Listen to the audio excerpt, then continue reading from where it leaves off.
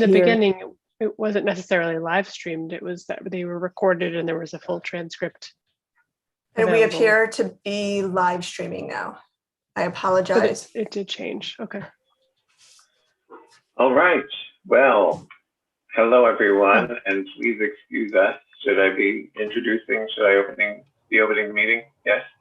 Is it? Am I waiting for a sound? Nope, you should be opening the meeting. Okay. Well, hello everyone. Thank you so much for tuning in, and we apologize for any technical difficulties. I call the May 2021 meeting of the Albany Public Library Board of Trustees to order. I'd now like to hand it over to Rebecca Delgado, who will inform us if there's been any public comment. We have received one public comment. Patron named Stephen writes, I am writing about my recent experience. Since the pandemic, I have been using Libby to read ebooks. Over the weekend, I couldn't borrow any books because my library card expired. I tried calling the main branch on Washington Avenue on Monday, May 3rd to renew my membership, and I was unable to get through via phone on at least 6 tries between 10:15 and 4 p.m. Each time I was shunted from each section I had tried back to the main menu because nobody was there to take the call. Fortunately, after 12, my local branch was able to help. My suggestion is, other than get people to answer the phone, is to tailor the message system to address things on a more daily basis. For example, hello, today is Tuesday, May 11th, most important message, followed by the next important message. I understand that it would take a little more time, but it could ease some of the frustration of dealing with a voice messaging system. Thanks for listening. Other than that, that was the only public comment. If anybody from the public wishes to make public comment, they're asked to email to publiccomment@albanypubliclibrary.org. That's publiccomment@albanypubliclibrary.org. Public comments received will be read during specific times. There's once in the beginning of the meeting, such as this, and before adjournment. Public comments will also not be directly addressed by the board. And I thank the member of the public for providing that comment. And then we will move on to, and of course, the staff will address anything that comes up in the public comments, the appropriate staff. Now we're going to move on to the next item in our agenda, which is a report on a recent patron survey. Sure, Finn, before you get there, can I just give one quick answer to a question that I think Trustee Strong posed that we didn't get an answer to before we got started? Yes, it was about open meetings law, correct? Correct, yes. The question was, when did the streaming become a requirement? It was part of the Executive Order 202.1. It doesn't expressly state streaming. It just requires that you both have an ability for the public to view the meeting contemporaneously and watch it and or read the transcript at a subsequent time. So I guess the contemporaneously part is effectively streaming. That's how the library is complying with that requirement. Okay. Well, thanks so much. And for anyone who wanted to join the meeting, the reason we were a little late was some technical issues. And thank you, everybody, for getting those resolved. And thank you, Council, for updating us on the law. The next item on the agenda is a report on the patron survey. And I'm not sure if Scott will introduce this. I know there are staff members who will be reporting out on it as well. Stephanie Simon will be doing the report. Hi, everyone. I'm just waiting for Becky to let me share my screen. Melanie, I'm not host anymore, Melanie. Can you make Stephanie host so she could share?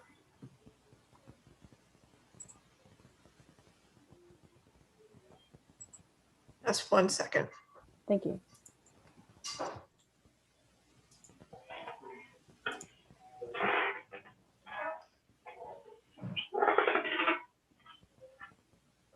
Holy cow, that was an interesting. Do you have the option? I do. So I'm not sure what to click on. Let me see if I can make this work.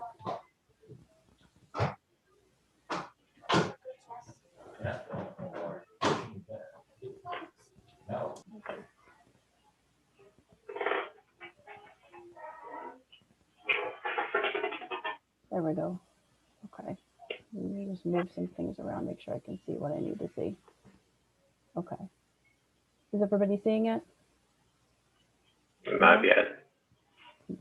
Oh, let's try that. How about now? Looking much better. There it is. Okay, great. Okay, cool. So I'm not gonna read every single thing to you because I know we want to save time for questions at the end. So I'm gonna kind of give you a synopsis of each of the slides here. Basically, we did our biannual patron survey. We kept it up for 8 days this time, April 26th through May 3rd. Folks were invited to participate through 2 emails. We promoted it on social media multiple times and posted on the website homepage as the featured image. We focused on experiences with current services and ended up with 422 total respondents. There were a total of 12 questions. Some of them kind of piggybacked off of the one before it. Some were simple yes or no, and others were allowed folks to write in responses, but the general topics were trying to find out if people had participated in live virtual programs, their use of library resources in the recent past, if they have visited for in-person visits, if they've used curbside pickup, and their comfort level with what we've been doing for health and safety practices during the pandemic. So in terms of live virtual programs, 25% of the people who filled out the survey said that they had done live virtual programs. Typically, we're doing these through Zoom. Sometimes they're through Google Meet. That's usually if it's like a one-on-one resume help or tutoring situation. So most of them are Zoom. And you can see from the little chart and the bullets that the arts and crafts programs are the most popular, followed by children and family programs and virtual book club discussions.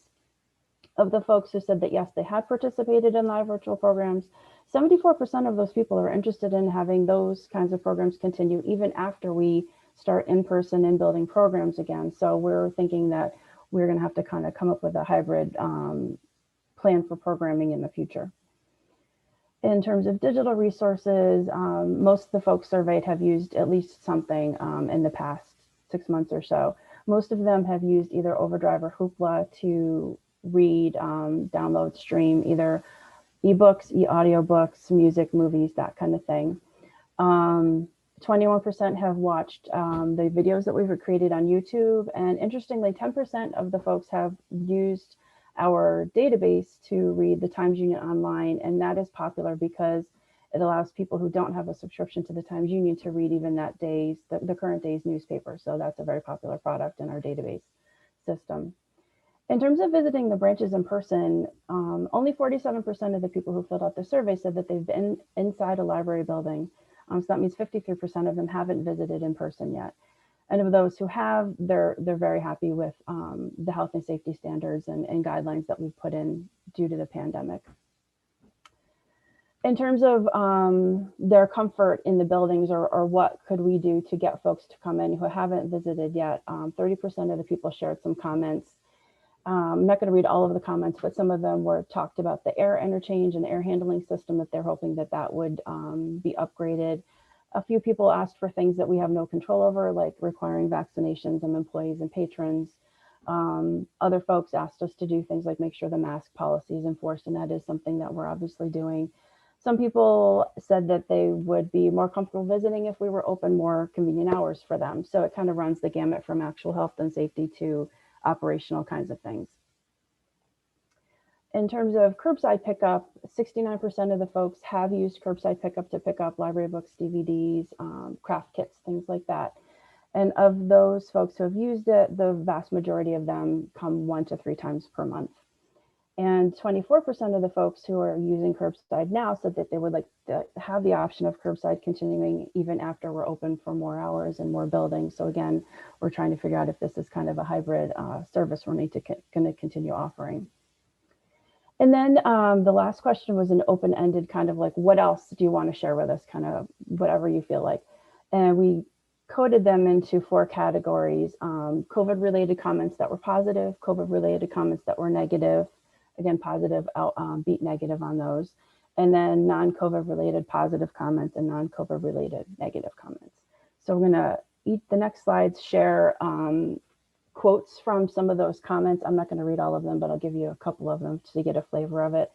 In terms of the COVID related positive comments, people were very happy with what we've been able to provide. Thank you for being open during this pandemic. Being able to make curbside requests has been so helpful when the library was closed. Appreciate all the hard work of the staff. So the folks who are happy with what we're doing are kind of understanding of the pandemic and the restrictions that we've been under and are happy to get whatever services we can provide them. The COVID related negative comments are pretty much along the lines of feeling like we took too long to be open and aren't open enough at this point in time. So one of the people said, the APL has really failed their patrons. As a longtime Albany resident and taxpayer, why can't the library make itself more available? As I said before, Colony Library and Bethlehem Library really have really stepped up. I'm a senior citizen and all of the virtual stuff that you put out there does no good to me. So we're looking at these comments and trying to figure out how we can rectify some of the situations. In terms of not COVID related positive, we get these every time we do a survey. They're kind of generally just like, we love the library. It's a great service. I've been using it my whole life, that kind of thing. So it's great to hear those things from folks. And then the not COVID related negative comments, these typically run the gamut. Two of them are on here now. A couple of folks did ask us to leave out political agendas in our messaging and programming. And this person, I have a feeling it's the same person who writes every time, but there's someone who isn't happy that we repainted the front of Washington Ave and wants the old paint job back. And in terms of the overall analysis, for the most part, people are satisfied with the services we've been providing. Curbside since July, in building services for a number of months now, and we keep expanding, every month. So they're happy with that, and they're happy with the safety measures that we've been taking. But there are also some folks who definitely feel like we took too long to resume in-person services. There are also many people who are ready for us to be open with more regular hours and more access to services inside the buildings. And then there's a smaller group of folks who just said that they won't be comfortable coming inside until either they're vaccinated or the pandemic numbers are down more, or they're just, not ready for that kind of social interaction yet. And looking at the way people talked about the services that they've been using, we're thinking that we may need to continue some of the pandemic created services like curbside pickup and virtual programs, even after we return to more normal operations due to patrons' requests for them. So we're talking about how to do that moving forward. And we need to have consistent rules across the district for use of the libraries while we're in this transition period. And we need to communicate those rules clearly and constantly.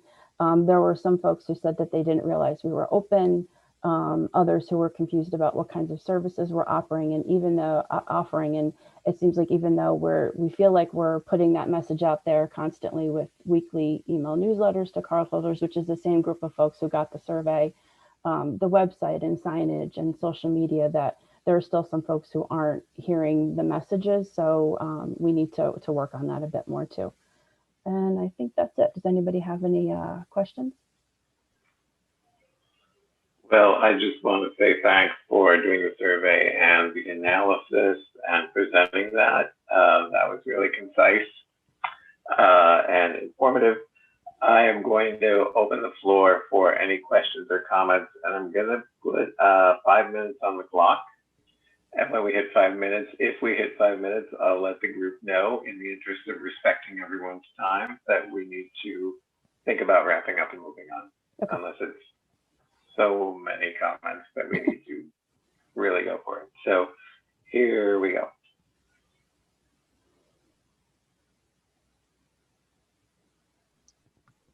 I feel like the pressure's on. Do we have a sense of how many patrons are using library services, and if so, what percentage or proportion of active users is 442? 422 is a small percent of active users. I think we'd have to look at the actual usage numbers to get a better sense of that, and I don't have those in front of me, but we could try to do some kind of a comparison, kind of mapping the comments and the responses to the survey to active use if that's something that you feel like you're interested in. So, Karen, we measure circulation transactions, and we're seeing about 2,800 of those a month. So that might be a good base point for us to do a deeper dive into that. Okay, just to get a sense of how, obviously we know fewer people are going to ask questions or respond than actually use the services. It's good to know the portion. And then my other question was, how many comments did we get overall, especially that last question, that open answer, and the balance of positive and negative? The balance of positive and negative is definitely more positive than negative. In terms of the coding, the COVID versus non-COVID, there were more, let's see, just find the next slide. There were a bunch of comments that didn't fall into either one of those categories. But in terms of positive related to COVID, it was 24% and negative was 16%. But I think one thing that's interesting to note, Luke, who worked on the survey with me, said that there were a number of folks who skipped every single question except for the very last one, where they could write in their full comment about whatever they were either happy or unhappy with. So I think that's interesting. That doesn't typically happen when we do these surveys. I would expect that. And what was the first part of the question? I lost track. Well, just how many, usually when people take surveys, they just fill out the multiple choice answers and then don't fill out the long answer. So I just wondered how representative those comments were. I don't remember the exact number, but I want to say about 2/3 of the people who filled out the survey also filled out that last open-ended question. So a lot of them did. Yes. Yeah. Great. Thanks. Yep.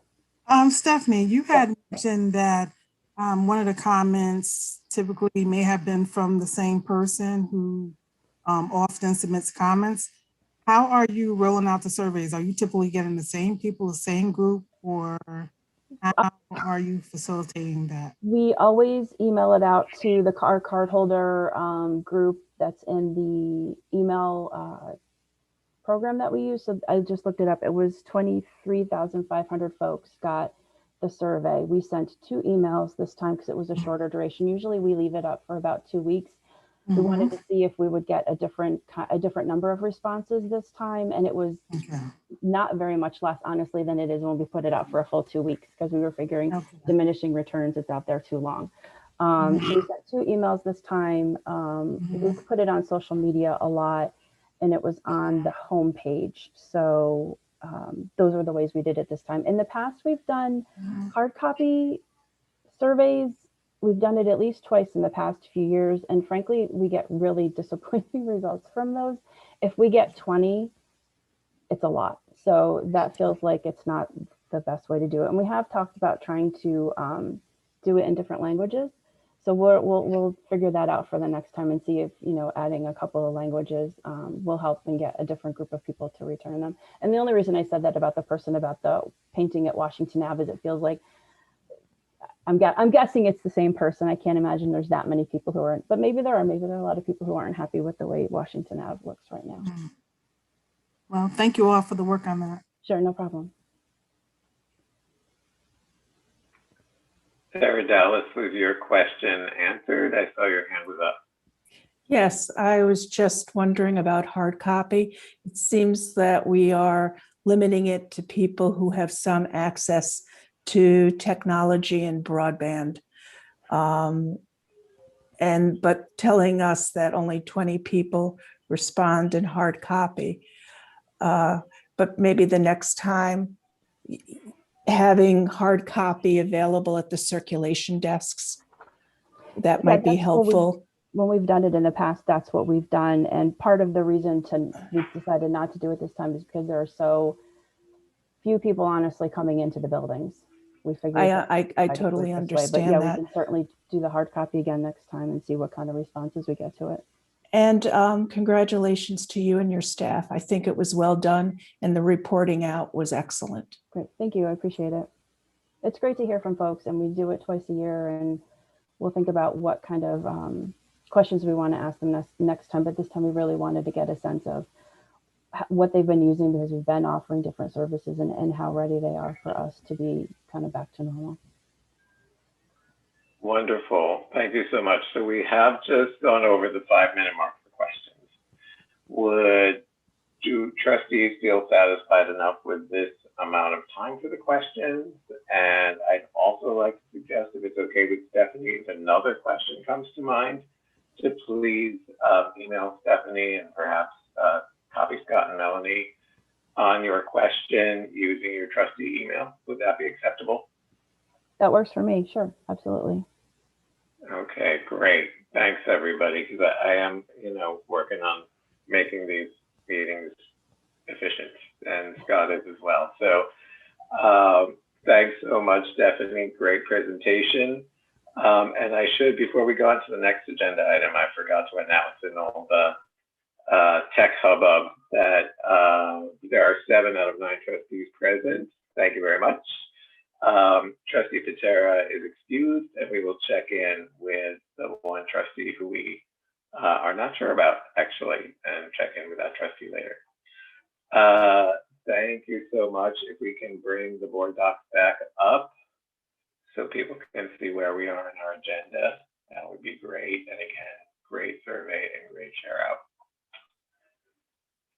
At this point in time, we will move on to our next item, which is our consent agenda. And we'll be voting on the consent agenda. And I believe I saw an email that there are some set-asides that people want to talk about. So can we address those?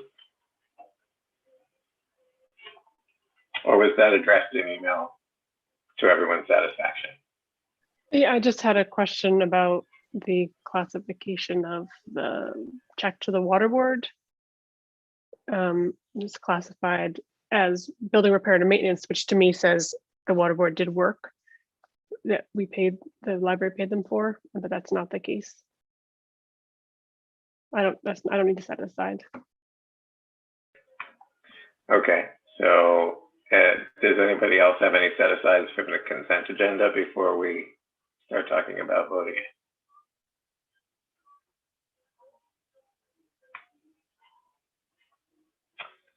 So I'm going to be asking for a motion to approve the consent agenda from the floor. Once the first and the second come in, we will then have time for further discussion, which I'm guessing will be quite short because we've already talked about it and prepared. Everyone's very prepared. Thank you very much. So do we have a motion from the floor to accept the consent agenda? I'll make a motion to accept the consent agenda. Thank you, Tom. I'll second. Thank you, Karen. Discussion, questions, comments? Hearing none, I suggest we go to our board docs and vote.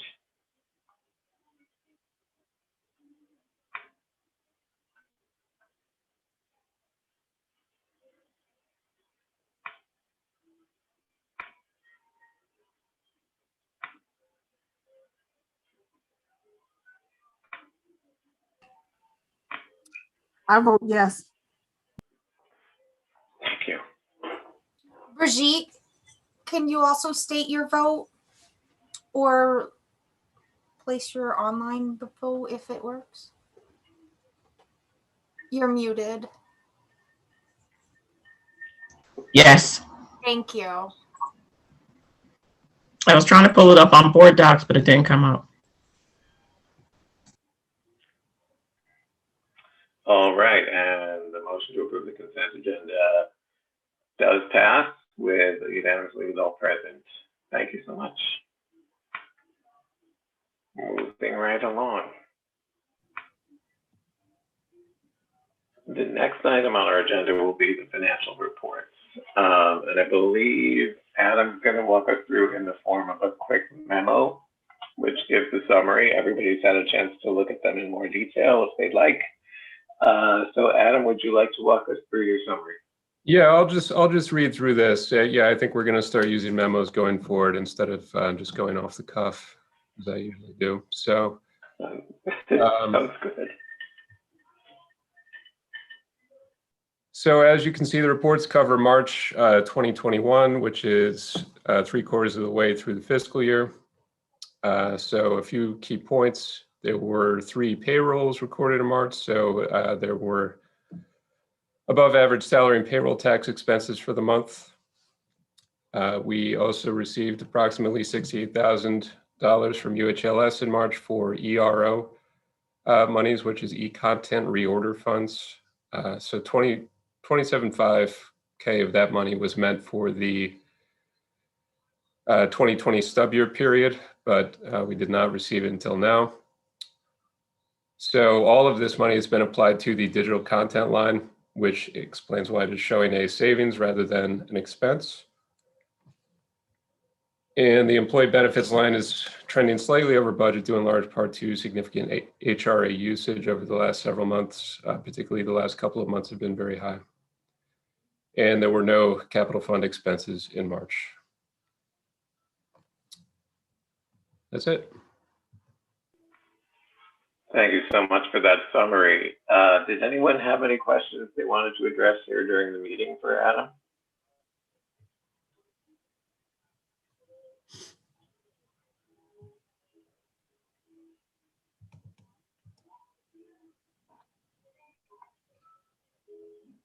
Hearing none, thank you again, Adam. And as I understand it, these are informational items. There is no vote involved in the financial reports this month. I hope I got that correct. Because we're going to move on to item 6, which also doesn't involve voting. It's the committee and liaison reports and share outs. Does anybody have anything they'd like to offer as a trustee sharing out about interacting with the library? I'll get us started. Oops, Dr. Robinson, you're unmuting. Oh, okay. Yes, you go. I just had a couple things. I went to visit one of our clients, an elderly gentleman who happened to be sent to the ER, but it was very nice going to his residence to care for him. And he was going on and on about the hotspot that he received from APL. And he spoke about how so many bills piled up since COVID and he was unable to pay his Spectrum bill. And he was just so happy to find out that APL provided that service so that he could stay connected with his family because his family is in Massachusetts. So that was a huge help for him. And he just gave a ton of accolades to APL.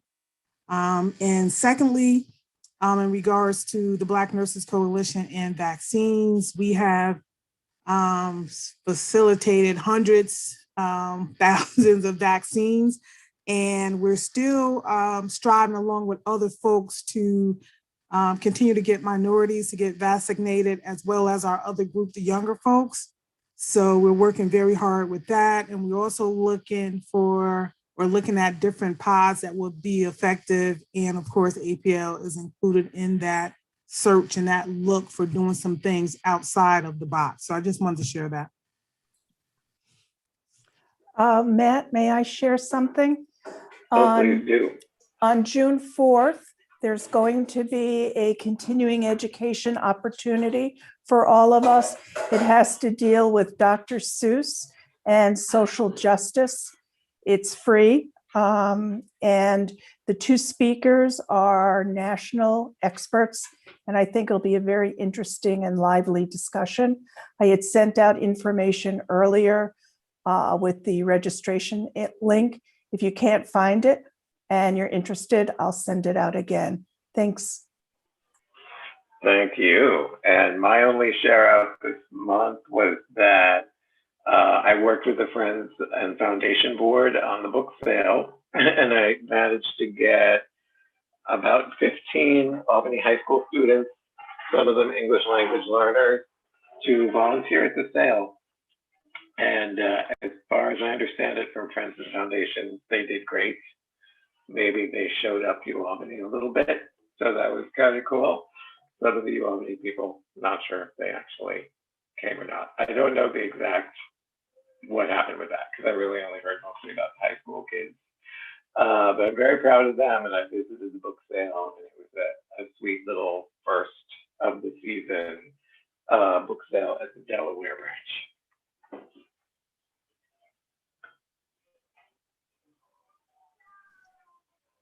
I visited the Pine Hills branch to get some stuff printed and scanned, and it was pretty successful.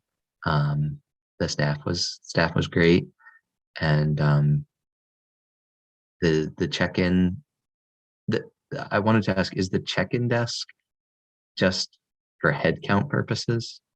Like when you first walk in, like it's not really contact tracing, right? It's just to keep track of who's in the building. Yeah, it's just to kind of monitor people as they come in and out to make sure that we're not reaching.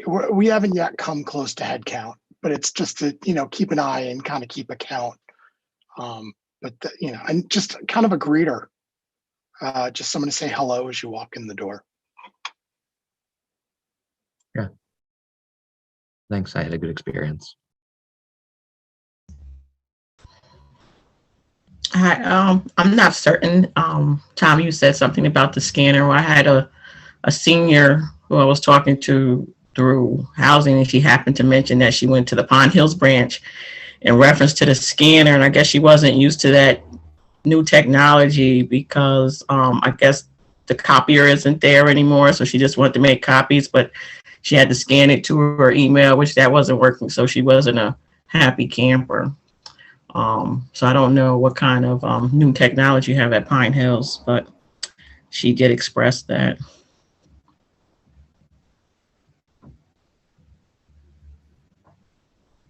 I mostly had the staff member like walk me through it. I had one keyboard and he had the other, but it was connected to the same computer. So it worked pretty well for me, but I could see for a senior, it would be more difficult.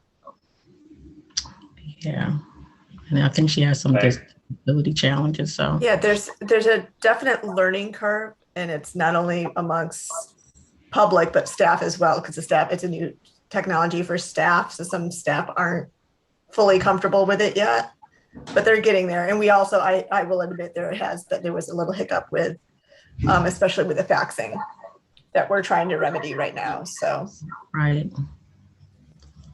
I think that's what she was really expressing, the faxing capability. The faxing is really, for some reason, it's extremely slow, and it can take a while. So, and unfortunately, we're working with a vendor on this because it charges them before it's sent. And then sometimes if it doesn't go through, then there is a refund process that has to take place. And so we're trying to work with a vendor to get it to charge after it sends, to make sure they're not charged prematurely on it. Thank you. Well, thanks for bringing that to our attention, Brigitte, because we like hearing, of course, the positive, but if there's something that needs to be worked on and improved, that's great to share that out.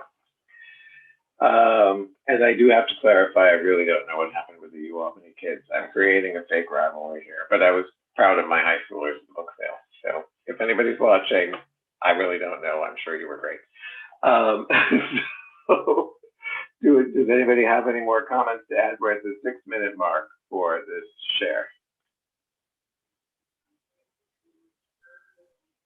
Just FYI.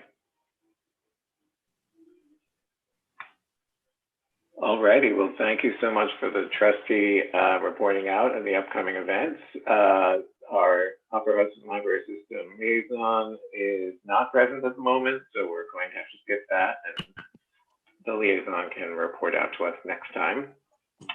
So let's go to 6.3, Nominating Committee. Dr. Robinson is going to say a brief word about our information night that we held. Yes, I want to thank everyone for participating in our informational forum that we had for APL trustees. I also want to thank the nominating committee. I do think it was very informational, and I did get good feedback in the community from about 5 people who had some positive comments about sharing of the information. Thanks. Well, thank you so much, and thank you for emceeing the evening. And thank you to everyone who was there, staff and trustees. That's wonderful. I'm glad people saw it and got some good information.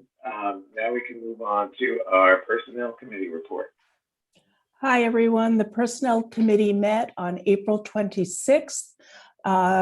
Karen and Arlene were also present, as well as Scott.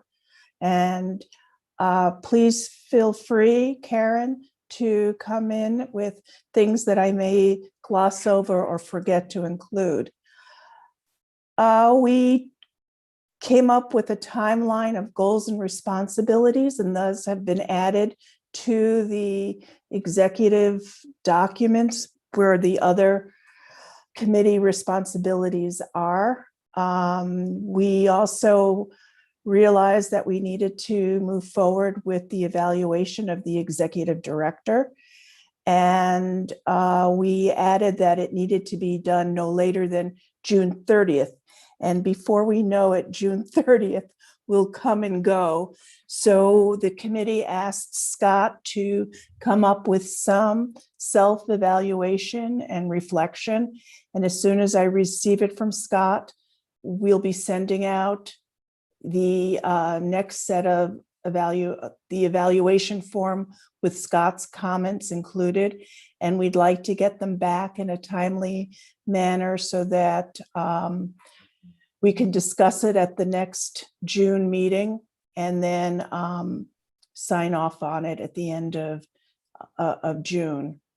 Let's see, did we do anything else? I don't believe so. No, I don't think so either. I just will add, Sarah, that the past few years we've asked for the input from trustees on Google Forms, and we're going to do that again. It's just that Scott's going to put his summary in the other document so that we have that to refer to as we complete our assessments. Thank you. You keep on reminding me about Google Documents, and I guess there's something deep inside that I want to go running, screaming from.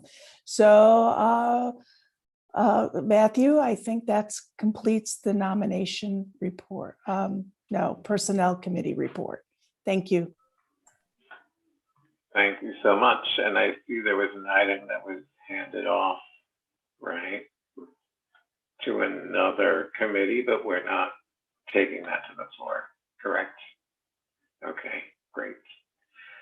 Well, thank you so much for the report and everything that came in item 6.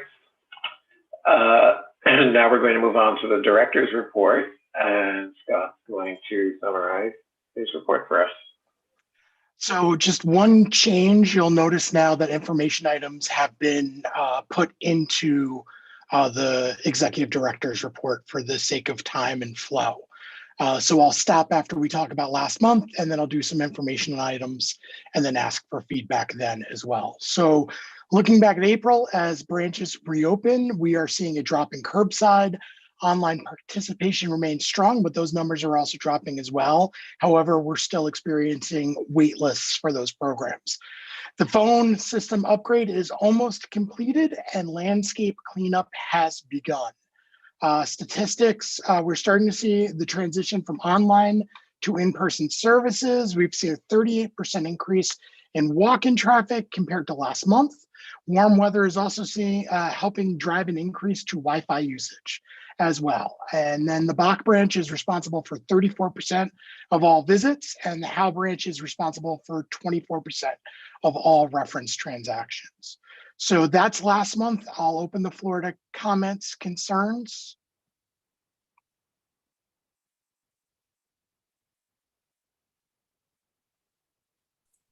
Scott, I hope you can let the staff know how impressed we are. I am with the quality of work that's going out and the service to the community. I don't know if trustees get that message to the staff as often as they should.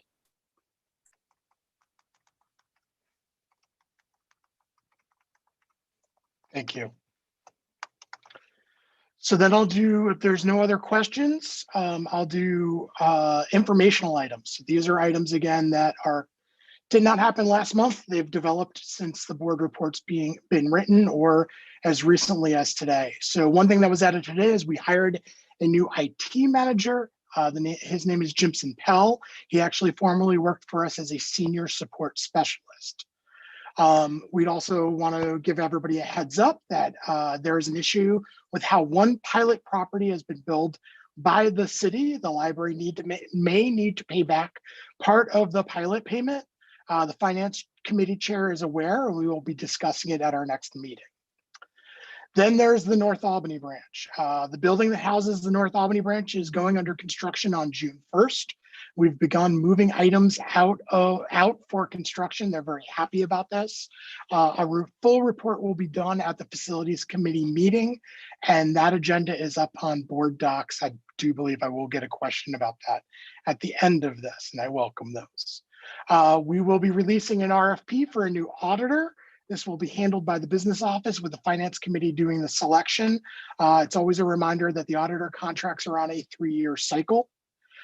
We did our final community report at Cana. The video will go live. It actually went live today, and it will be promoted on social media. And then next month, the library is suggesting the following future agenda items. This is when we typically vote on the board meeting schedule, and this is usually when we get a report from the foundation. And those are all the informational items, and I'll open the floor to comments and concerns and questions.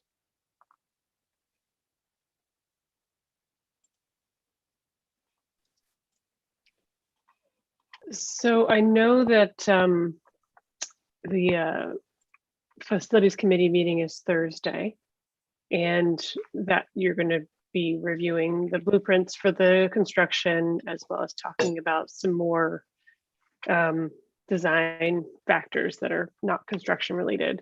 And it's been a long time since we've talked about or seen the pictures of the layout, the change in the layout. So I thought, since this is our last meeting before the construction is supposed to start, it might be helpful if we trustees get to see them in case people have questions. So just so we know what's happening before the construction actually starts. Absolutely. And Tom, you're comfortable with us doing a preview of the Facilities Committee meeting? Yeah, absolutely. Okay. So Yeah, I just Rebecca, want to be clear if it's talking about the blueprints rather than the decisions that have already been made. Sure. Yeah. So just a timeline reminder, April 9th, 2019 was when the board approved the MOU. Then May 21st, 2019, the school took possession of the building. We were originally told construction would begin in April, but as we all know, construction never begins or ends when they say it's going to. So it was moved to June. I think they have some good excuses with the pandemic. And so I wish I could use my cursor. So this is what is in the MOU. We will increase our space by over 500 square feet. This provides 2 bathrooms, which I wish you could see my cursor. Are those gray, if you're looking at the top, there we go. Thank you, Rebecca. Those are the 2 bathrooms that are going to be built. Those will be specific to the branch. Then Becky, if you could go to the kind of the entranceway, which is down a little bit right there, that will be an entrance. We'll have our own entrance. They'll have to bump it out a little bit for our own foyer. This agreement also gives us control of the back program room and office. Becky, if you can go to the other side of the building. So that larger rectangle in the bottom right corner, that's the program room. So we'll be taking that over. And then the rectangle above it, that's an office. That will actually be turned into a study room / work room for the public. Next to that room is another office. That is currently the staff office. However, it will now be converted into a small meeting room. Then Becky, if you can move over just a little bit left, right there, that office will become a staff workroom and a server room. And then next to it, that wall is actually disappearing. There will be a circulation desk in front of it, and that's where the staff circulation desk will be. We are asking for some capital funds to be dedicated for new furniture. This includes some new tables and a new circulation desk. And we are actually going to save a little bit of money because we will be repurposing some brand new shelving. So if you remember about a year ago, we upgraded the DVD shelving at Washington Avenue. We ended up with much more than we needed. So we're actually going to move some of that shelving, which is brand new and been in storage, and it's on wheels. That'll actually be moved over to North Albany as well. So the idea is when you have shelving that's on wheels, if we need to do a larger program than the program room can handle, then we will be moving those shelves out of the way so we could do even larger programs. Karen, did that answer all your questions? Well, yeah, and I mean, I just want to make sure other trustees are comfortable knowing, you know, the construction starting and people might start asking, and I want to make sure that everybody knows what's going on. It's a good overview of what it's going to look like. Thank you. Does anybody have any other comments or questions for Scott?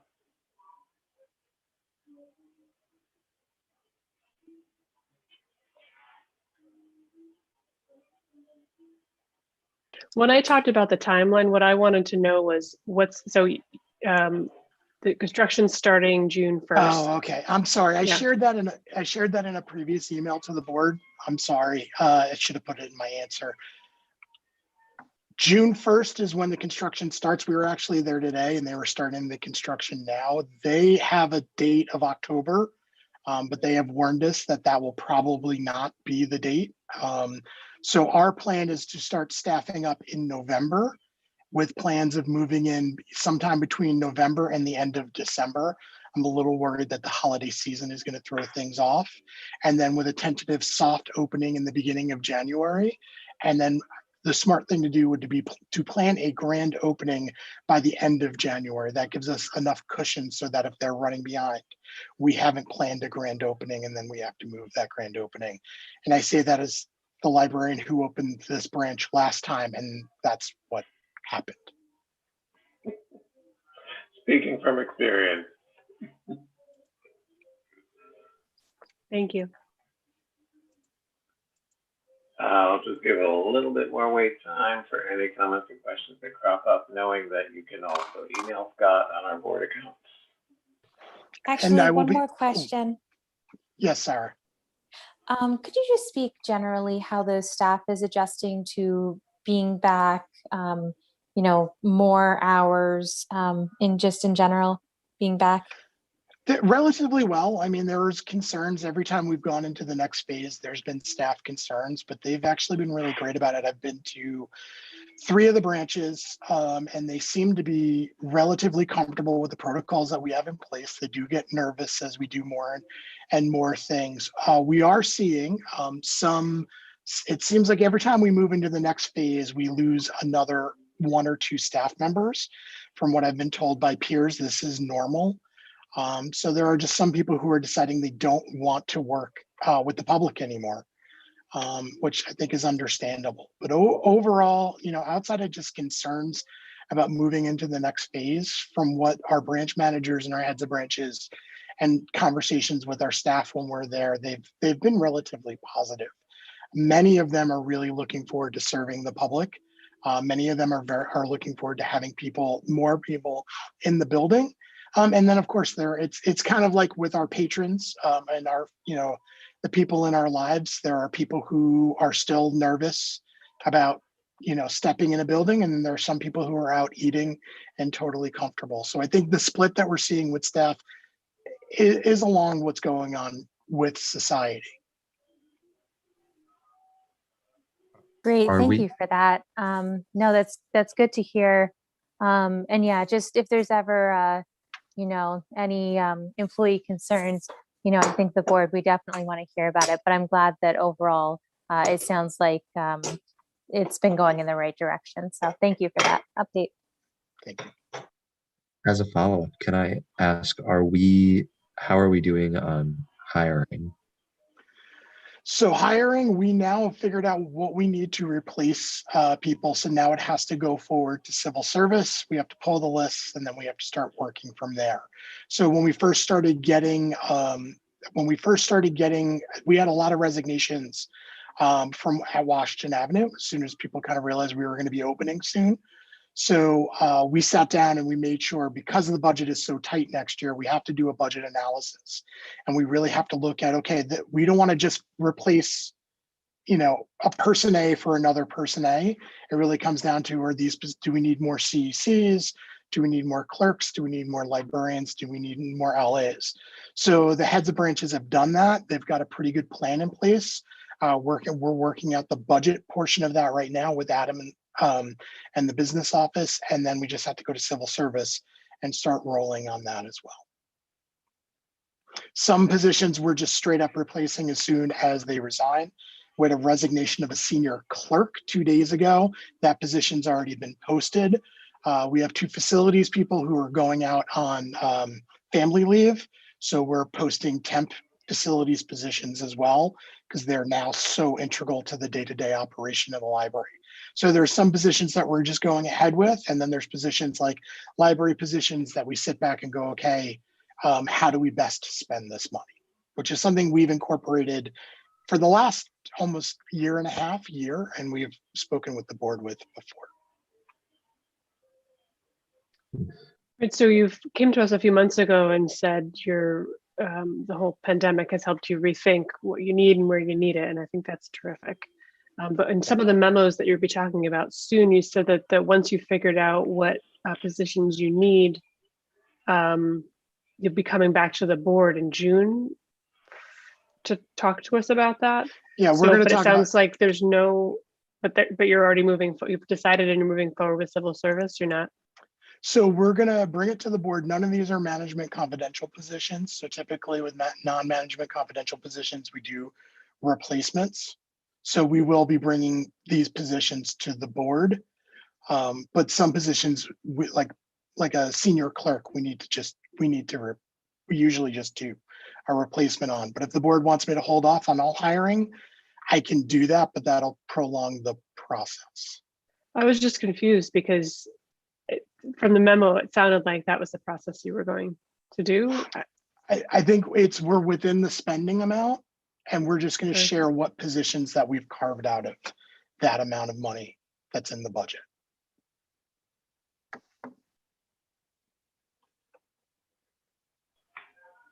Okay, great. Questions? It sounds like the hiring is a little bit blended, which is fine, depending on what's needed. In my opinion, I think it's okay. But we can continue to have that discussion. So are there any further questions for Scott on his reporting and his great work this month?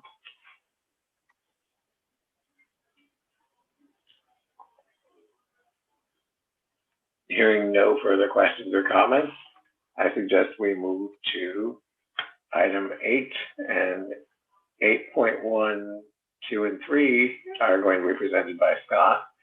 I will right now email the quarterly board evaluation link to everybody. So 8.1 is the BOCES Literacy Zone Agreement. The administration is more than comfortable moving this to unfinished business for next month for the sake of time.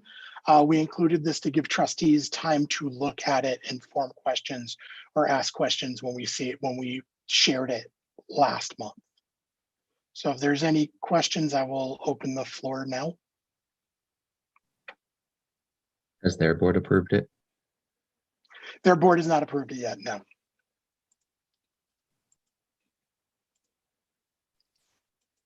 I have no problem voting on this now, but at the last meeting, you did raise the question about how many different agreements we have with different service providers in our Washington Ave building, and it seems like at some point we should have a discussion about that as a whole, not as an individual agreement, but just thinking about how that space is serving the library patrons, as well as the city.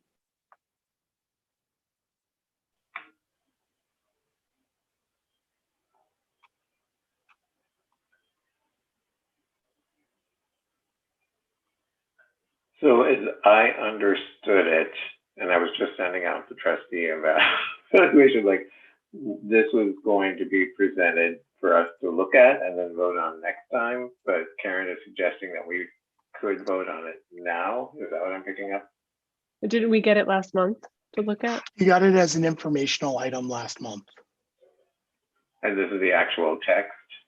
Yeah, got it as an informational item before it was looked at by legal. So you knew that the conversation was happening. And then this is the agreement that's vetted by legal. And it's consistent with the other agreements that we've had with other organizations. Looks like the same template. It's just there's different timing, space, and specifics. Yeah, so they'll get more space. They get a dedicated classroom. So Karen, are you suggesting that we move forward and vote to approve this tonight, or would people like to wait one more month and have a chance to look into it again? I've already said what I think, but I'm curious about others. It might be a full agenda next month. Maybe we can put this down, vote on it, and then Scott and his staff can get started doing what they need to do to make the accommodations, because this is an important service.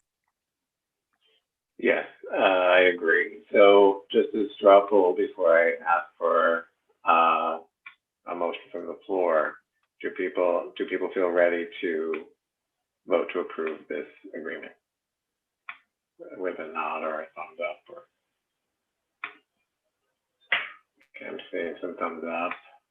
Okay, so I'm going to ask for a motion from the floor to see if we can vote to approve this agreement.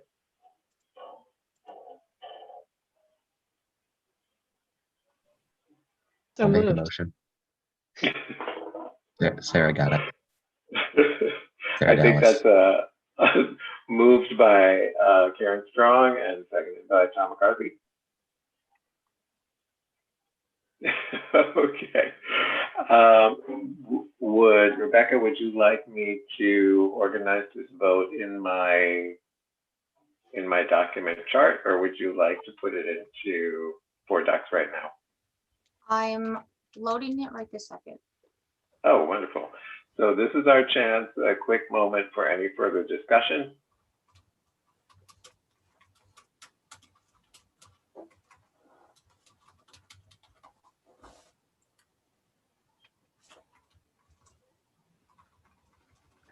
Hearing none, I suggest that we go check our Board Docs and see if Rebecca has put that in. I hear the keys moving. Thank you so much.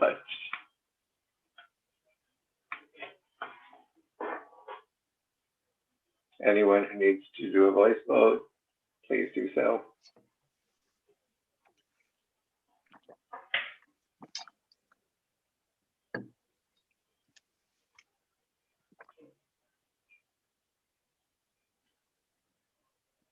Did we lose Brigitte? I think we did. Okay. Oh gosh, I No. didn't catch that. Sorry. Okay.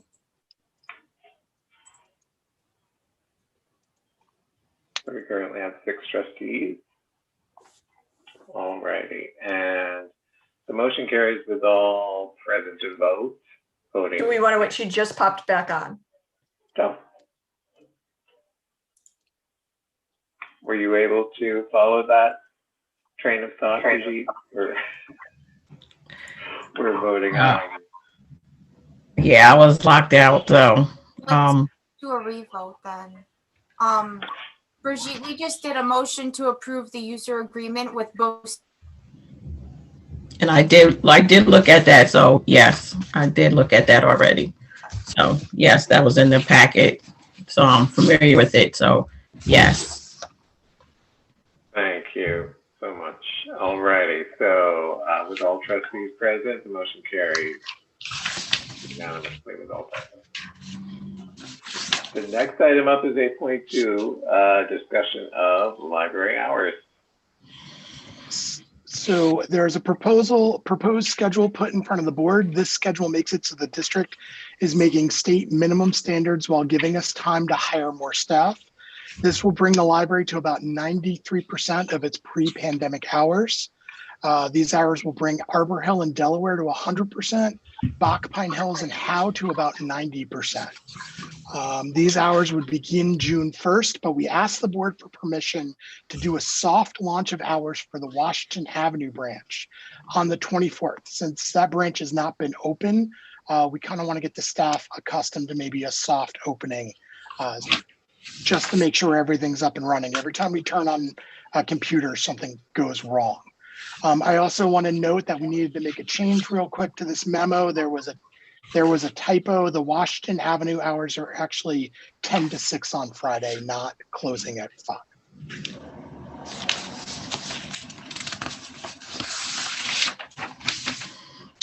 I just had a question in regards to the soft opening.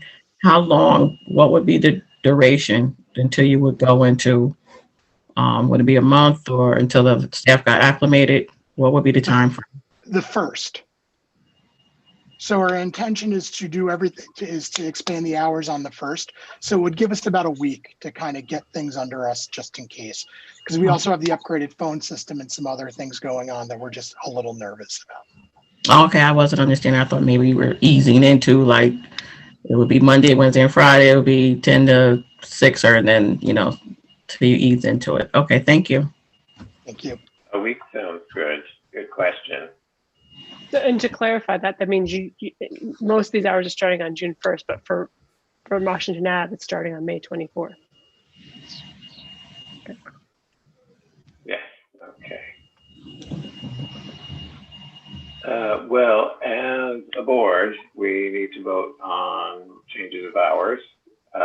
Do I have a motion from the floor to vote to approve these new hours, including the change that was noted for the, was that the Saturday hours going to 6? Yeah, I make a motion. Thank you. I Dr. second. Robinson moves. Trustee Reed Pryor, second. Thank you. This is our time for questions, comments. This is our last chance. I'm going to hold it for a little bit.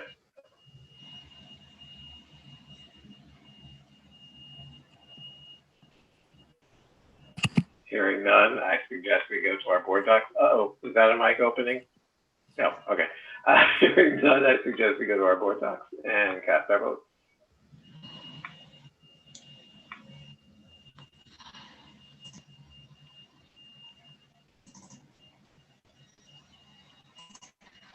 I was vote yes. Thank you.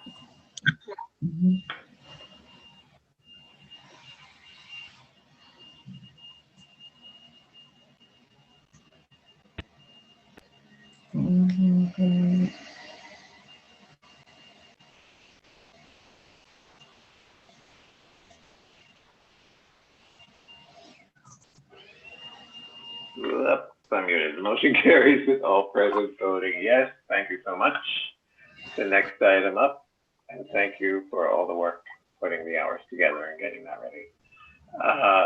8.3 Central Library hours. So the administration is asking that the board allows the library district to ask for an extension on Central Library hours. The Central Library is designated as our Washington Avenue branch, and it is required to be open 55 hours on June 1st. As the memo explains, we had no idea this conversation was going on.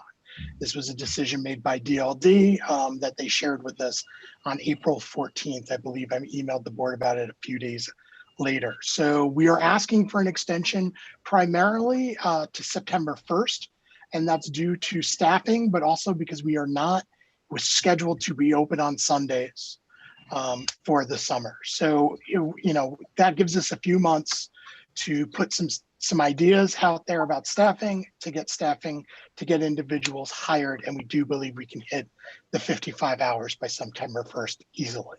And I wish DLD had asked our opinion originally, because we would have shared this exactly with them.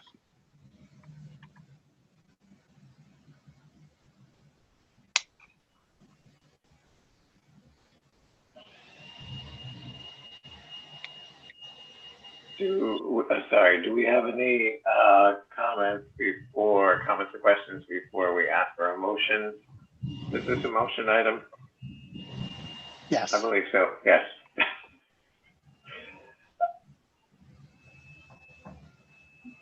So, and we will have a, yes. I just want to say that the motion in board docs is not the motion that Scott is asking for. Like, what the motion we want, I think the motion Scott is asking for is our permission to ask for an extension, not to approve the DLD request. I could change it. Okay, thanks. Thank you, ma'am. Good eye. Well, Karen, you opened your mic. Did you have something to add? I did, yeah. Well, Tom actually asked a good question before the meeting, and I think it's addressed in the memo, but I think it's worth airing. Is the as we just voted on the last memo, you know, the district is open. The libraries collectively are open 55-hour non-overlapping hours a week. And as Scott noted in the memo, there was the services that are provided aren't hindered. The services provided by central library funds are not hindered by the fact that the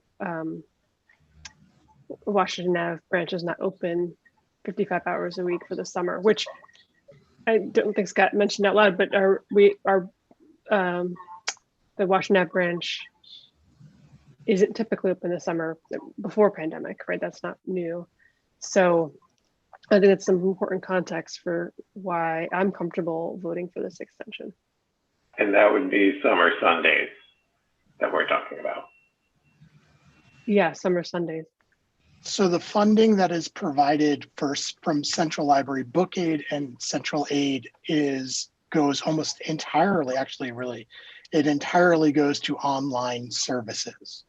So the only money that the library makes from Central Library Aid is a staffing line. And that is, we put that towards the individual who does collection development for ebooks. So it's an antiquated law, and I would love to have a conversation with the board in the future about how we operate as a central library, and maybe some things that we can see changed. This is all based on.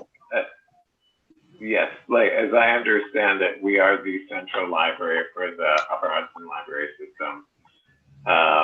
And some central libraries and some systems might not have any branches at all. They might just be one building. So I think because we have many branches and we do provide hours, it makes sense to later have this conversation somehow with us and with the DLD of why they're categorizing it this way. I think it has to do with commissioners' regulations, Matthew, and education law that are antiquated and they need to be revised. Sounds logical. So we're going to need a motion from the floor. Let's see. Oops. So Trustee Shear is working on the language of the motion. We're going to need a motion from the floor. And we're trying to get the motion worded correctly. So let's see. Are you able to put that in the chat so I can read it out, Rebecca? Be updated, because I'm going to ask for one more question period after the second. Thank you. Motion to request an extension to the New York State Department of, DLD. I'm blanking out because I got nervous. Request that the Washington Ave branch Central Library be open 55 hours per week beginning June 1st until September 1st. Is this a correct wording? I would not say Division of Library Development. I would say the New York State Library. Okay. Thank you. I blanked out for a second there. I'm getting nervous. Karen caught me. She's got my back. All right, so we'll read an updated motion. Motion to request an extension to the New York State Library request that the Washington Ave branch Central Library be open 55 hours per week beginning June 1st until September 1st. In other words, we're pushing that back until September 1st. So you're right, and I don't think that that's it's whether it's wordy or not isn't the problem. I think it's actually a little bit unclear. I understand what it means, and I think the other trustees might understand, but we might not understand it later. Someone else might understand when they read it. So maybe it's motion to request an extension until September 1st.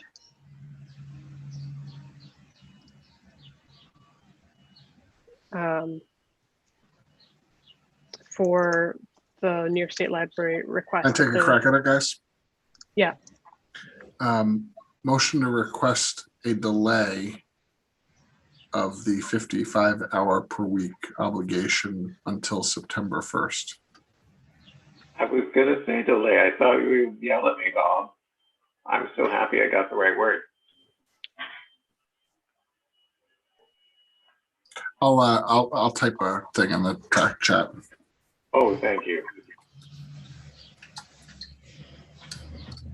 So the motion has been updated thusly. Motion to request a delay of the 55-hour per week obligation until September 1st. Give me just a second, Matthew. I'm writing something up right now. Oh, that was Rebecca. Sorry. So Bob's gonna write one. We want to get the language of the motion correct. So this is great.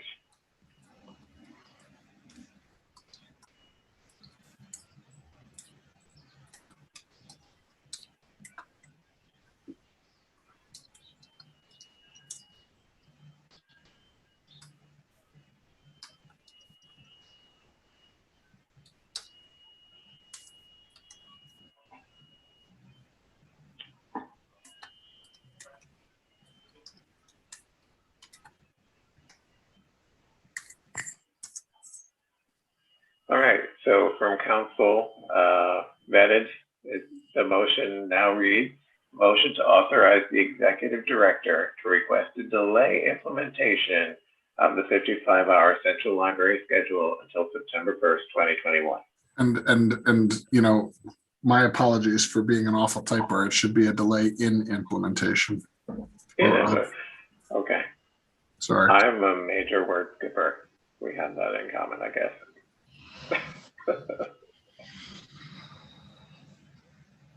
So I'll read it out one more time. Motion to authorize the executive director to request a delay in implementation of the 55-hour central library schedule until September 1st, 2021. And I'm now seeking a motion from the floor.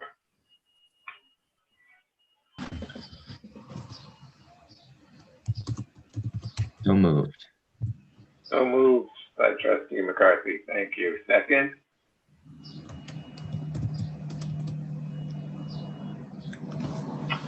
And Trustee Pryor, are you able to say that by voice? Yes, second. Thank you so much. Seconded by Trustee Pryor. Any questions before we go to vote or other comments?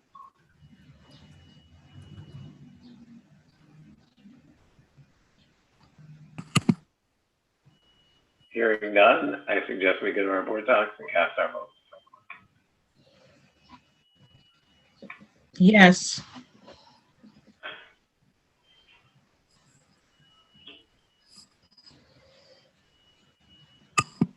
And the motion carries with all 7 trustees unanimously voting yes. Thank you so much. The final item I've allotted 25 minutes for. No, I'm just kidding. The next item in this group is the quarterly board evaluation. I've already sent this out to your board email. I'm putting it here in the chat in case that's easier for anyone. And unless anyone objects, I'm not allotting time for us to finish it now. I trust you all to be responsible adults and finish it on your own at your earliest convenience. Moving right along, unfinished business. Future board meeting. where they will be held. So administration is requesting that 3 meetings that are scheduled for the remainder of this year be moved to Washington Avenue once the board begins to meet in person. Our reason for asking this is it gives us flexibility. If the open meetings law is not extended, we can continue to provide proper social distancing for staff at our other locations. Staff can work on the live broadcasts or a hybrid. I know there's some boards that are meeting in a hybrid model where some of the board members are meeting in person and some of the board members are still Zooming in. And it does not disrupt the social distance workspaces of those branches that they would be in. I believe it's Delaware. I'm looking in the memo. Delaware, Arbor Hill, West Hill, and Pine Hills. And this would just be for the remainder of the year. The auditorium is a large space. It's not booked right now. It gives us the ability to space out. I actually believe that if we held some of our meetings, I believe Delaware, if we had anyone from we would have to limit the amount of members of the public who could be in the room due to the size. So it just would be easier. We're always a little nervous about when the open meetings law is going to change and whether or not we're going to have to pivot to a quick in-person meeting. I know some of us are interested in starting to do in-person meetings. So it's also at the discretion of this board. You all can decide to start doing a full in-person or a hybrid meeting as well. So this just provides us the space and it'll make it a little bit smoother.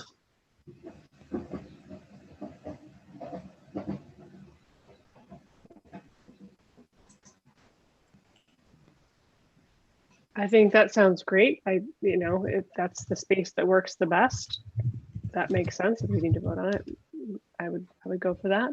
I would also like us to maybe, I don't know why we can't do that next month. And I'd love to hear why we can't, if there's reasons.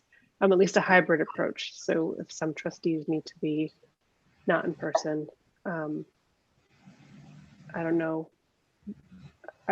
Does anyone think that's a good idea? Does anyone not want to meet in person?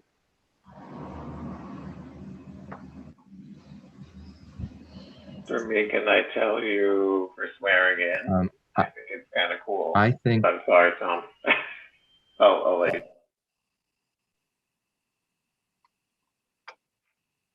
No worries. I personally think that we would benefit from going back in person. I think a hybrid model would be good for at least a few months, just so we can, provide a little choice. But I do think we should go back in person. I miss you all dearly, and I have my camera off right now because my internet is unstable and it's a little hard to participate in the meeting. And I think we're losing a little something as a board. Yeah, I think Washington Ave is a great space to spread out and, meet safely and productively. I have a technical question. Even though Tom has his camera off and we can't see his reactions, I can see everybody's reactions in your little thumbnails. How would we be able to see what's going on with the people who are face to face if we have to, for, let's say, medical reasons, adhere and being able to do the hybrid? Well, one idea, I'm a little worried about Wi-Fi, but one idea would be we still have computers in front of us. If the board is concerned about seeing everybody's, reading the room is probably the best way to put it. So we could do that so we make sure that everybody's still signed into Zoom. That's one way we can do it. That's how other boards are handling it. You have serious technical problems when you try and do that, Scott, because Okay. you need to have a single audio source to make that work. Otherwise, you'll have terrible, terrible feedback. So it can be done. It's something to look at. In the absence of the executive order, the open meetings law does provide for electronic participation in a board meeting, as long as the meeting affords the participant a full opportunity to participate video conferencing is what is suggested. If you do decide to do that, however, every location that a trustee is participating in the meeting from needs to be noticed and open to the public. So if you're participating from your home living room becomes a meeting site for that meeting, and the public can come and join you in that home meeting site. So I just give you that heads up. We're operating under an open meetings law that is very, very liberal right now. But if we end up going back to that rule, you will have to comply with those requirements.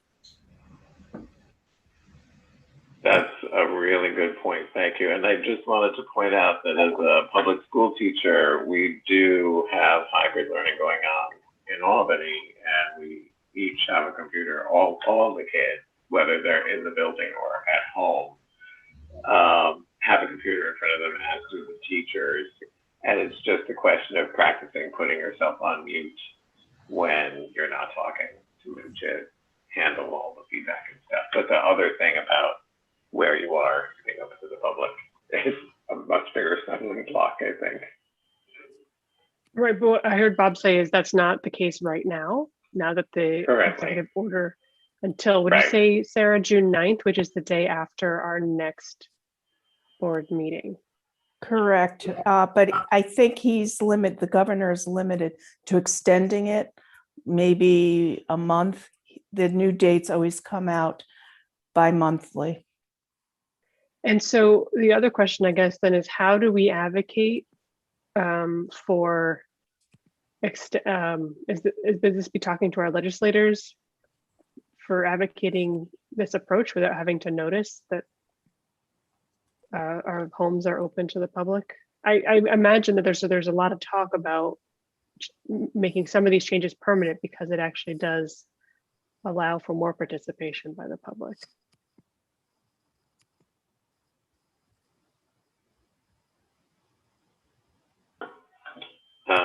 I'm not sure how that would go, but it sounds like a good route to take for each of us to individually advocate.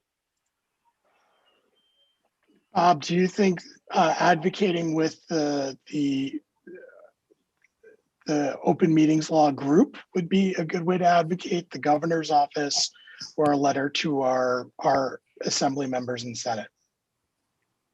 You know, knowing Pat Fahey, I think she'd be interested in helping you with something like this. I don't know whether it has legs or not.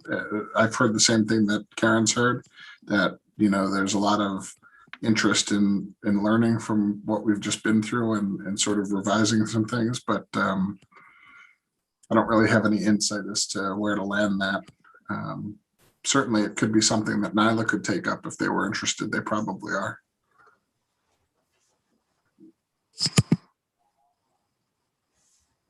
I'd just like to weigh in really quick.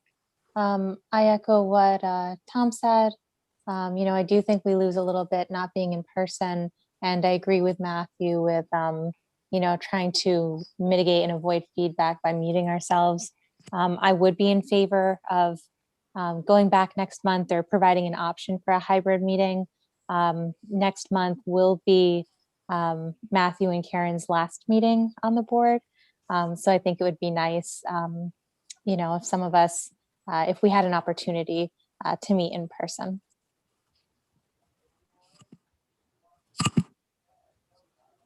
I also agree.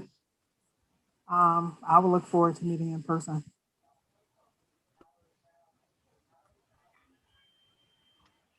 So this action, if we approve it, would allow us that option, correct? By moving Correct. these meetings to Washington Avenue where we have the space. Yes. So I would request, and we'll have a little bit more time for comments and questions, I would request a motion from the floor.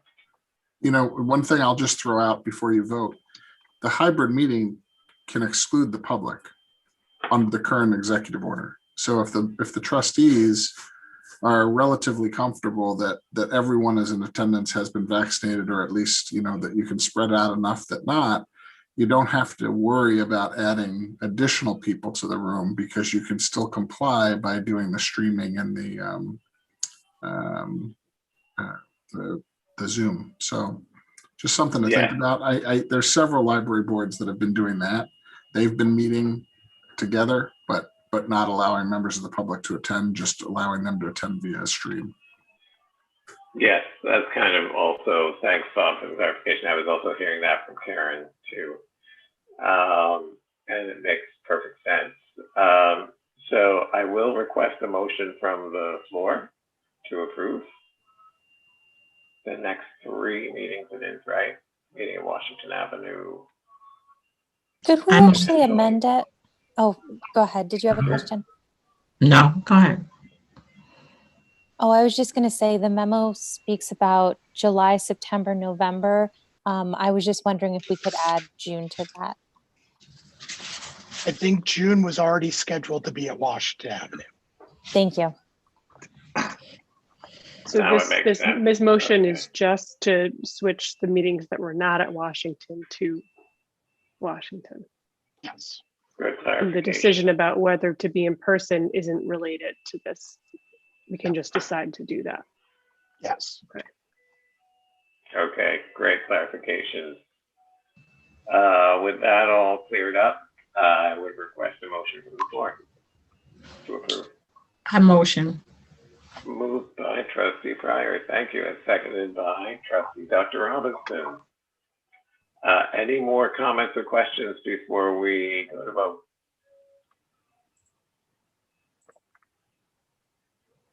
I mean, Hearing none. while we're here as a group,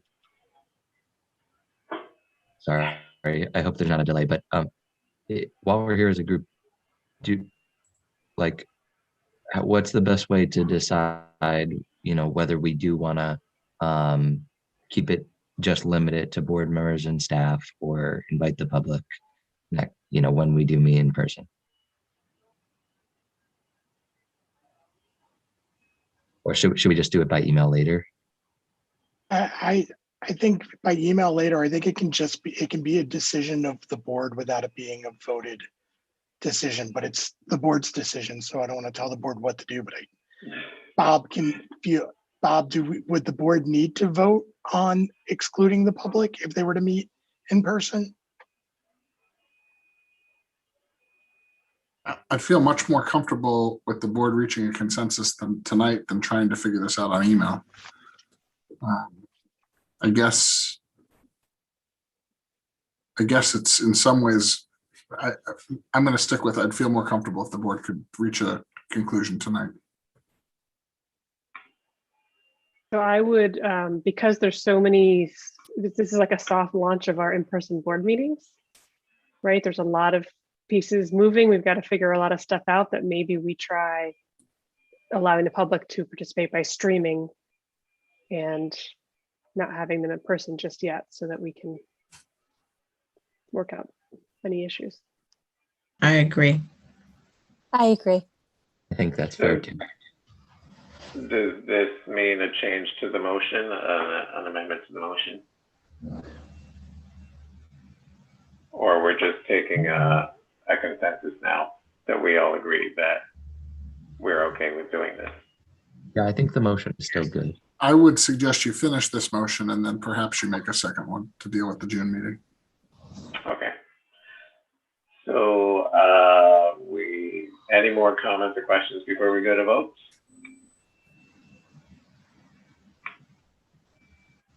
Hearing none, I suggest we go to our board docs and cast our vote.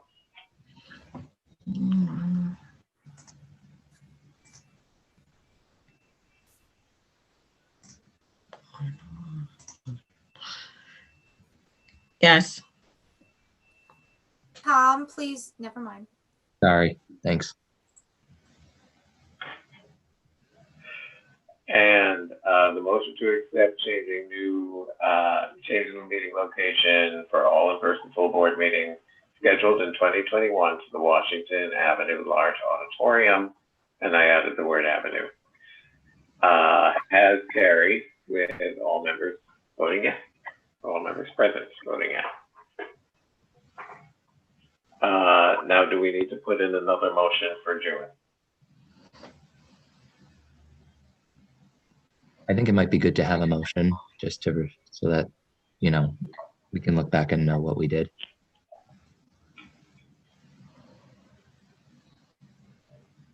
So the motion would be to hold an in-person meeting that is live streamed to the public. Yeah, I'm not sure how to word this. Anybody who's good at wording motions, please chime in. I'm typing something in the box. Thank you. Do we know what the date of the meeting is? Is it the 8th? Yes. Gosh, it is, okay. Yeah.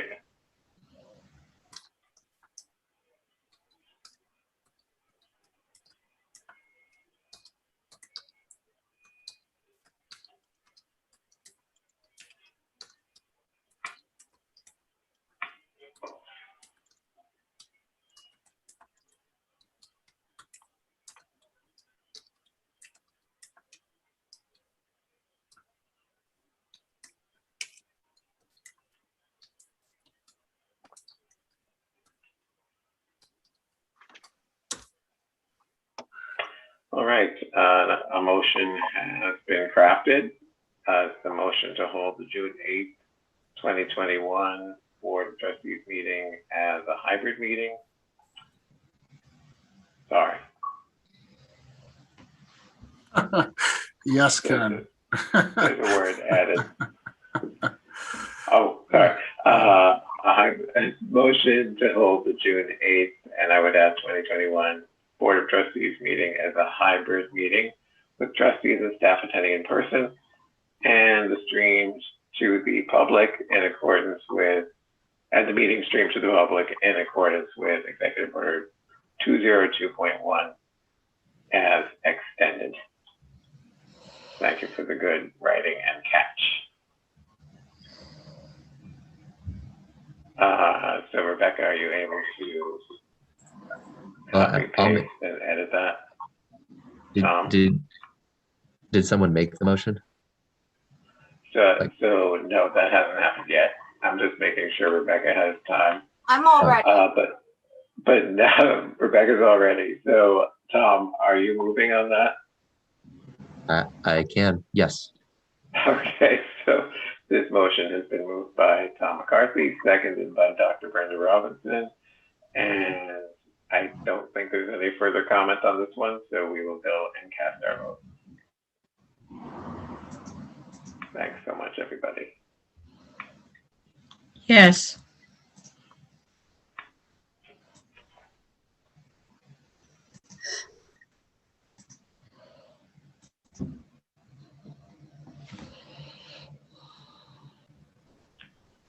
And the motion carries. It's the motion to hold the June 8th Board of Trustee meeting in the Washington Avenue Library building while live streaming to the public, but not having the public present in the library building. It carries unanimously with all members present voting yes.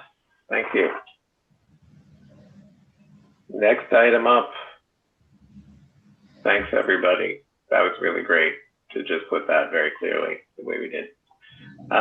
Next item up is the Pandemic Operations Plan. Last time I looked at it, there were no requested updates or votes on this one. Look at that. There it is. So Matthew, just a really quick update and some dates for everybody to know. As of 5/19, so we are now in what's called phase 4A. So as of 5/19, as mandated by the state, we will be eliminating head count by capacity per branch and eliminating time limits in the buildings. So that'll start on the 19th. Also on the 19th, I know this is a question out there in the public, we will be opening our restrooms. And then again, on the 6th, we will be expanding hours, 2 evenings, 2 mornings, Saturdays. And we are currently working on a plan for limited use of meeting rooms. So we have all of those things to look forward to in the next few weeks and months that will be opening back up. And that was all laid out and approved in prior pandemic operations plans per phase. Okay, that's great. And thanks for the update and sharing those details with us. Can I just ask a quick question about that, Scott? So forgive me for not memorizing the POP. But I know that this date on the 19th is like lifting all head counts everywhere. Is that a coincidence? Are we actually at the level our We're at the POP level. says? Okay, Yeah, so it we're just at the aligns levels. perfectly. Okay, We, yeah, cool. I mean, we could do it now kind of by the POP, but we'll It's wait next till the week. 19th. Yeah, so we'll wait till the 19th. So Scott, I came across a question. It wasn't a question to me personally, but a question online that I happened to read on a community page. Someone was looking for places to study, and I saw that Reddit thread. Yes. yeah, exactly. And so on the 19th, will we allow people to sit and work on their own as long as they want to? So we're going to slowly reintroduce furniture. So I wouldn't tell people on the 19th.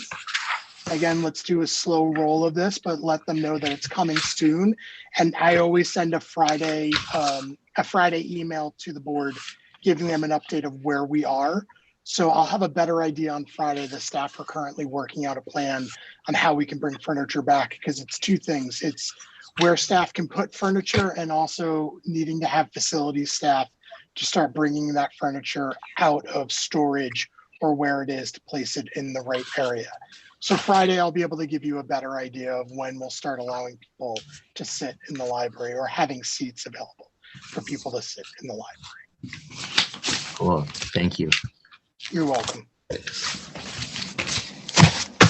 Excellent. Any further comments or questions about the current attendance operations plan and the update we just got?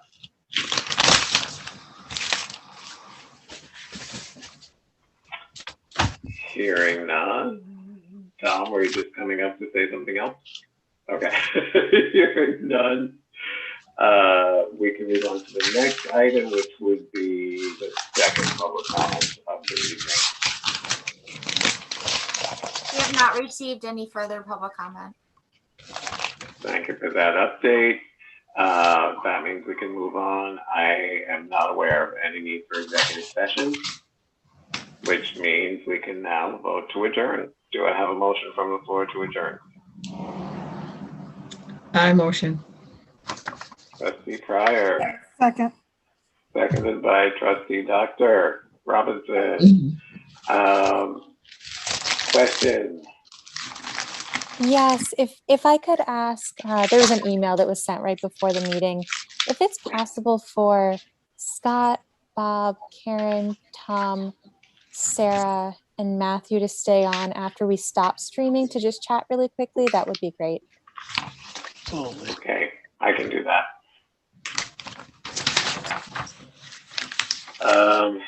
And hearing no further questions beyond that, I suggest we cast our vote to adjourn.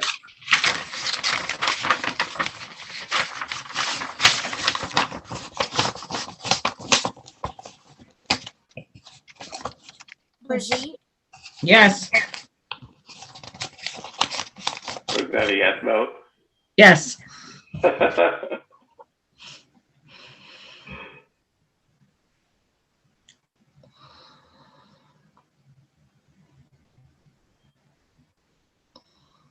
And the motion carries unanimously. We have now adjourned the meeting. Thank you very much, everybody.